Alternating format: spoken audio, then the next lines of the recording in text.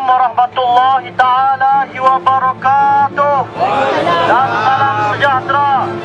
Tuan-tuan dan puan-puan, selain daripada Allah Subhanahu wa ta'ala, kalau bukan kita yang datang dan tampil membela mereka, siapa lagi yang akan membela mereka? Kalau bukan kita yang datang ke sini untuk membantah kezaliman ISA ini, siapa lagi yang akan membantah, tuan-tuan? Nak harapkan Najib kah? Nak harapkan Hishamuddin kah?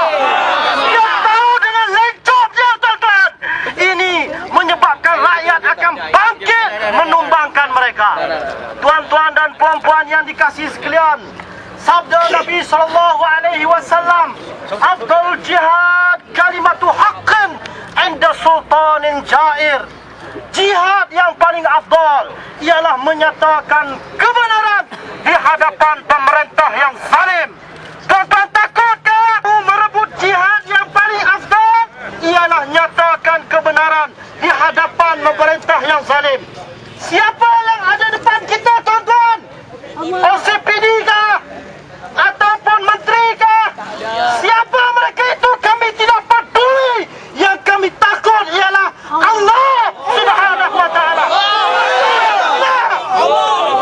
Mansuh, mansuh, mansuh, mansuh, mansuh ISA. Mansuh, mansuh, mansuh, mansuh ISA. Bebas, bebas, bebas, bebas, bebas tahanan, bebas tahanan, bebas, bebas, bebas, bebas tahanan, bebas tahanan.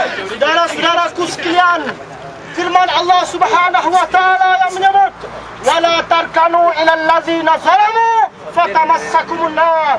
Jangan kamu cenderung kepada orang-orang yang melakukan kezaliman. Kelak kamu akan disambar oleh api neraka. Kamu mau disambar oleh api neraka? Tidak. Siapa yang mau disambar oleh api neraka? Ialah mereka yang cenderung kepada kezaliman dan mereka yang melakukan kezaliman. Pemuda PAS Perak sentiasa bersama dengan rakyat dan bersama dengan tuan-tuan dan puan-puan sekalian, sehinggalah tahanan-tahanan dibebaskan dan juga ISA yang kejam dan zalim ini dibebaskan.